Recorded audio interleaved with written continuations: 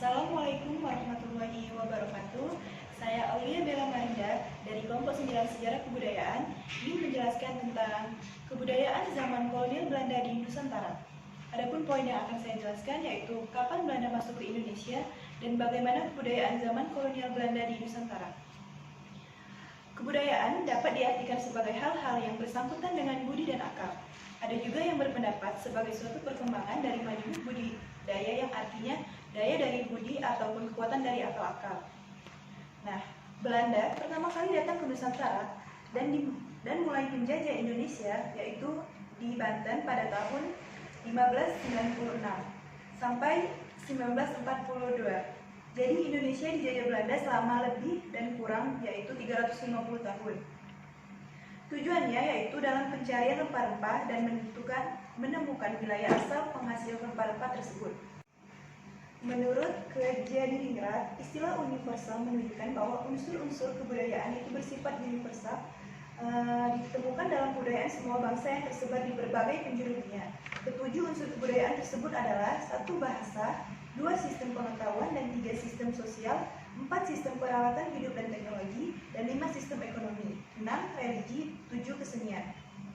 Jadi, tujuan awal kedatangan bangsa Belanda ke Indonesia adalah untuk berdagang dan mencari keuntungan dari berdagang rempah-rempah. Sejak Lisabon dikuasai oleh Spanyol, Belanda tidak dapat lagi membeli dan menyalurkan rempah-rempah ke negerinya ataupun ke negeri Eropa lainnya. Hal itu disebabkan Belanda bermusuhan dengan Spanyol yang telah berhasil menguasai Portugis sehingga Belanda tidak dapat lagi mengambil rempah-rempah di Lisabon. Kebudayaan zaman kolonial Belanda di Nusantara. Pengaruh kebudayaan Barat mulai memasuki masyarakat Indonesia melalui kedatangan bangsa Portugis pada permulaan abad ke-16. Kedatangan mereka ke tanah Indonesia ini karena tertarik dengan kekayaan alam berupa rempah-rempah di daerah Kepulauan Maluku. Rempah-rempah ini adalah sebagai barang dagangan yang sedang laku keras di Eropa pada saat itu. Nah, berikut ini unsur-unsur kebudayaan yang maksud ketika kebudayaan berada di Indonesia.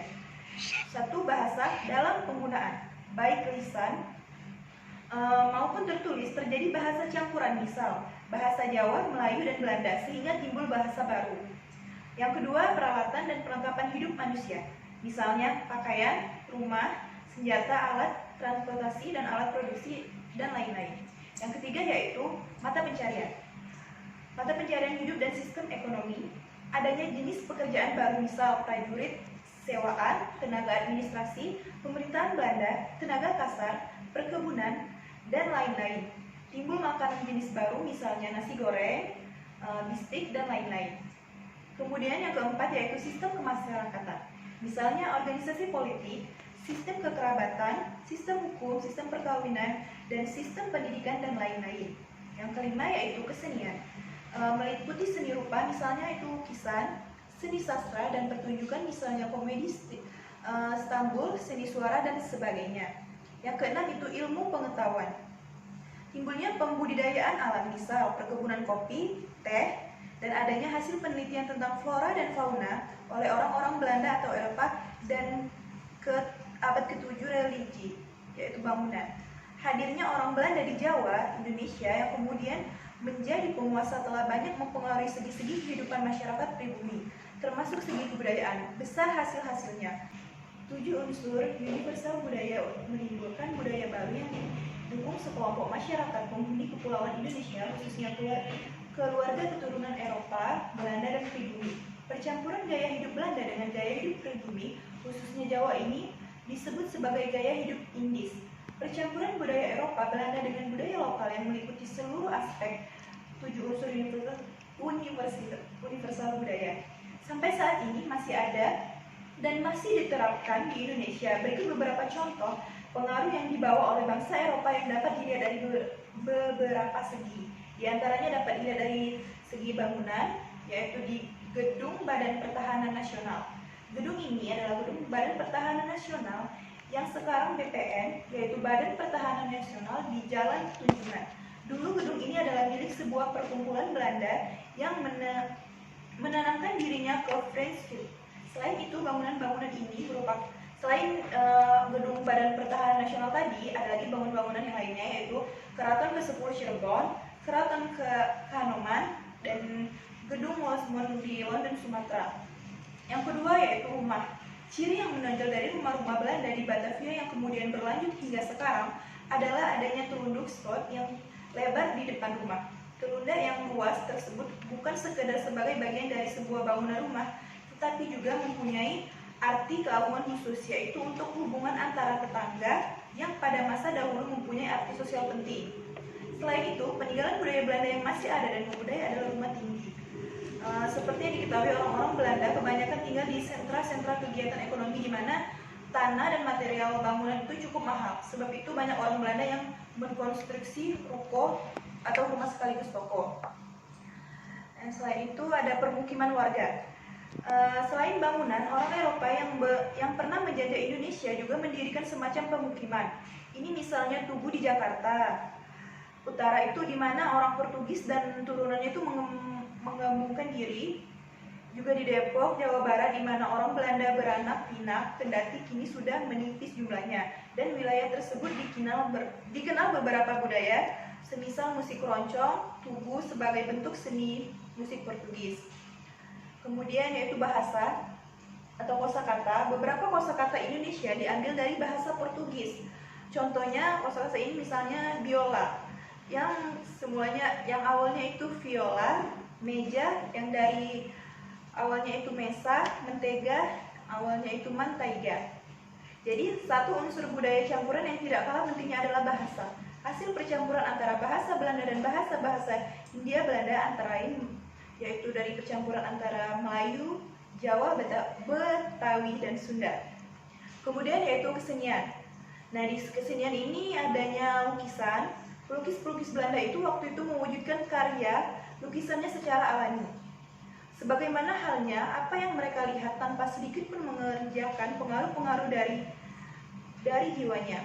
Dari para pelukis Belanda ini, yang terbanyak melukis seni bangunan gaya Indis antara lain adalah J. Raj, yang banyak melukis bangunan kota dan benteng, serta rumah orang-orang terkemuka di Batavia dan kota-kota pantai di Jawa.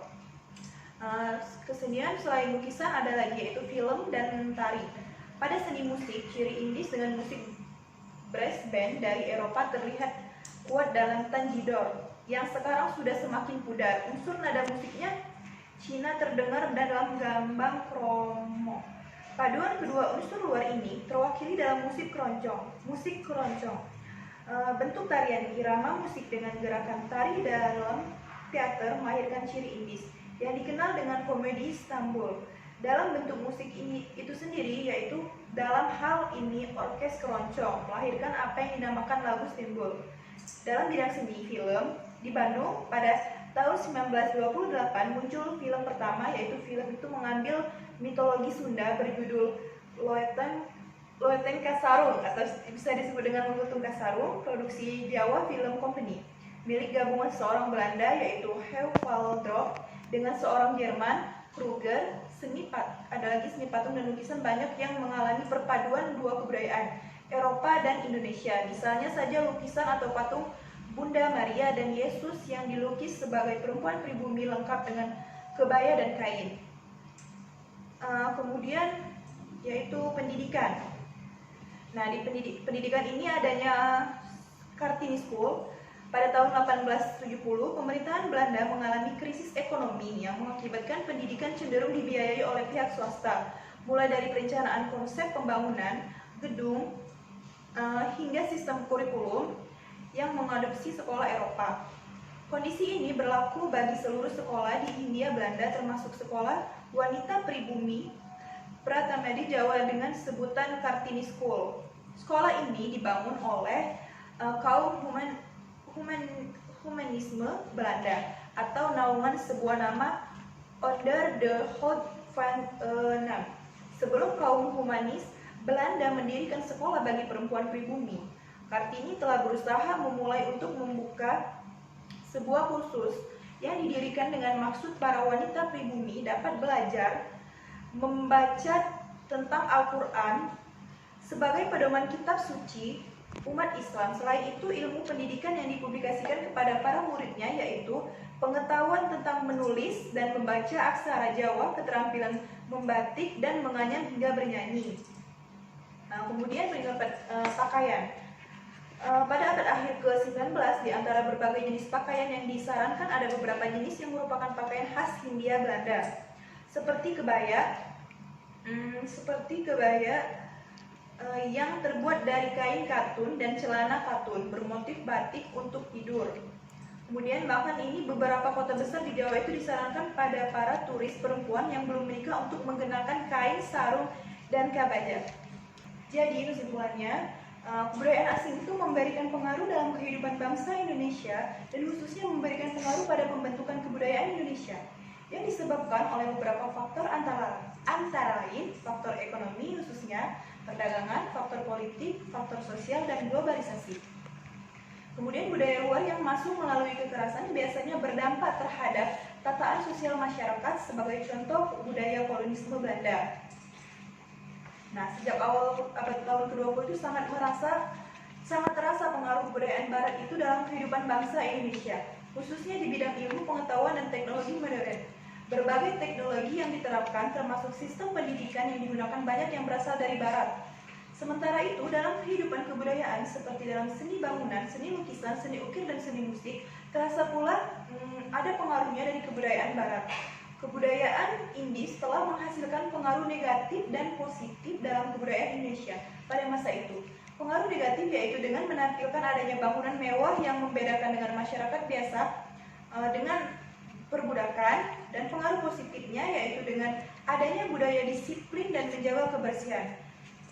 Meskipun kebudayaan Indis lahir dari masa pemerintahan Belanda, kebudayaan Indis ini tetap merupakan salah satu kebudayaan yang ada di Indonesia sejak sampai saat ini, seperti kebudayaan peranakan Tionghoa atau peranakan Arab. Dan semestinya kita bisa mengambil aspek positif dari kebudayaan Indis dan tetap melestarikan segi positif kebudayaan Indis sebagai bagian dari kebudayaan di Indonesia. Di era globalisasi ini sudah jelas pengaruh budaya luar akan lebih mudah masuk karena di era ini Arab bukanlah hal yang menyulitkan. Dari kemajuan bidang ini kemudian mempengaruhi sektor-sektor lain dalam kehidupan. Baik, mungkin itu saja penjelasan dari saya. Lebih dan kurangnya saya mohon maaf, kepada Allah saya mohon ampun. Wabillahi taufiq wal hidayah. Wassalamualaikum warahmatullahi wabarakatuh.